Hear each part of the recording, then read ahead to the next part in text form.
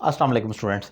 आज का टॉपिक है स्लेबल। ये एक ऐसा टॉपिक है जो मेरा ख्याल है कि हर स्टूडेंट की रिक्वायरमेंट भी है और वीकनेस भी है। बहुत सारे लोगों को दो मसले होते हैं, एक तो प्रोनाउंसिएशन का होता है कि किसी लफ्ज़ को प्रोनाउंस कैसे किया जाए। अच्छा, ये एक ऐसा टॉपिक है, ये एक ऐसी चीज़ है कि जो अक्सर लोगों को शुरू में गड़बड़ होती है और एंड तक रहती है। कई दफ़ा तो वाकई कुछ ऐसे अल्फाज होते हैं जो मुझे भी प्रोनाउंस करने में थोड़ा सा डिफ़िकल्टी होती है, उसका तलफ़ुज़ करने में। तो इसको हम विद प्रैक्टिस बेहतर कर सकते हैं और कुछ एक दो ट्रिक्स भी होती हैं। और कुछ लोगों को दूसरा प्रॉब्लम स्पेलिंग का होता है। अगर किसी लफ्ज़ को प्रोनाउंस तो कर लिया लेकिन उसका स्पेल ही नहीं आ रहे, तो ये भी एक मसला है राइटिंग में। तो एक ट्रिक ऐसी है जो हमारे तलफ़ुज़ को भी बेहतर कर देती है और हमारे स्पेलिंग की स्किल को भी काफ़ी हद तक बेहतर कर सकती है, उसको सपोर्ट कर सकती है। वो है स्लेबल। स्लेबल क्या है?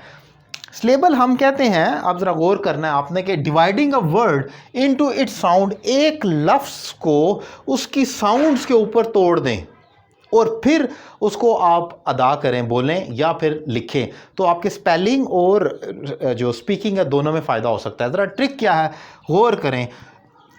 ये लफ्ज़ है। अच्छा, इसमें एक चीज़ और याद रखनी है आपने, जब उस लफ्ज़ को तोड़ें, उसका स्लेबल बनाएं, उसमें कम से कम एक वॉवल का होना लाजमी है। अगर उस जो आपने वर्ड को तोड़ा और उसमें एक भी स्लेबल नहीं या एक भी वॉवल नहीं आ रहा, इट मीन्स आपने गलत तोड़ा है। ज़रा एग्जांपल देखें। इंटेलिजेंट का वर्ड है, इन ये एक आवाज़ बन रही है, इन टेली ये दूसरी आवाज़ है और जेंट ये तीसरी आवाज़ है, इन टेली जेंट। और आप ज़रा गौर करें, इन में एक वावल आई आया है, टेली में ई और आई आया है, दोनों आ सकते हैं। फिर जेंट में ई उसमें आया है, तो आपने देखा कि तीन इंटेलिजेंट। एक तो मैंने लफ्ज़ को तोड़ा ताकि आसानी से उसको पहले इसको गलत ना पुकार लूँ मैं, तो मैं इंटेलिजेंट, और फिर उसे फ्लुएंटली बोल दें तो आप उसे पूरा कर इंटेलिजेंट। और स्पेल भी ठीक हो सकते हैं। आपने पहले इन को याद किया, फिर टेली को, फिर जेंट को। इसी तरीके से आगे देखें, इम्प्रूवमेंट बेहतरी को कहते हैं। लेकिन अब जरा गौर करें, मुझे लफ्ज़ पुकारना नहीं आ रहा था तो मैंने इसको तोड़ दिया है, इम्प्रूवमेंट। अब स्पीड में गुजरना है, इम्प्रूवमेंट, तो एक वर्ड बन गया। लेकिन इंपॉर्टेंट ट्रिक क्या है कि इम में आई एम वॉवल आ रहा है, प्रूव में PROV। अब कोई ऐसा ब्लेंडर करे, आप प्रो अलग कर दें, कोई कहे कि अगर मैं ऐसे नहीं कहता, मैं कहता हूं इम प्रो व, अब वो जो VE की साउंड है इसको अलग कर दे, तो ऐसा नहीं हो सकता। जो आपका स्लेबल होता है, अगर वो एक लफ्ज़ पूरा दे रहा है तो उसको नहीं तोड़ सकते। जैसे प्रूव, प्रूव वो एक ही वर्ड है, साबित करना, तो उसको नहीं तोड़ें, उसको मजीद ना प्रू लैदा कर दे, व लैदा कर दे, ऐसा नहीं हो सकता। प्रूव व नहीं हो सकता क्योंकि उसमें आवाज़ ही एक निकल रही है, इम्प्रूवमेंट। तो इस तरीके से देन एम्प्लॉयमेंट, आप देख सकते हैं, इम फिर आगे प्लॉय फिर मेंट और उसको जोड़ दें। इंटरनेशनल, इंटरनेश और फिर नल, उसको आप आगे कर दें, इंटरनेशनल आपका बन जाता है। सुपरस्टिशियस, जो लोग तोहमत परस्त होते हैं, कि डाउट कर रखते हैं कि ये वाला दिन मेरे लिए बहुत अच्छा होगा, काली बिल्ली गुजर गई तो बुरा होगा, उसको कहा जाता है।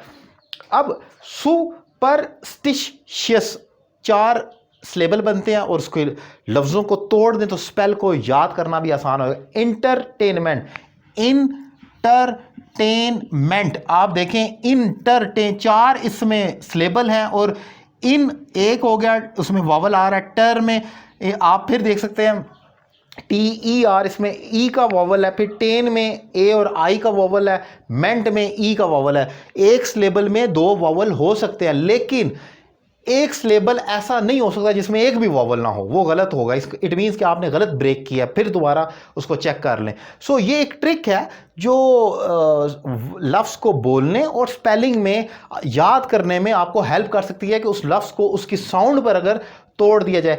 बाज़ अल्फाज साइलेंट होते हैं, वहाँ पर ये ट्रिक अप्लाई नहीं हो सकती।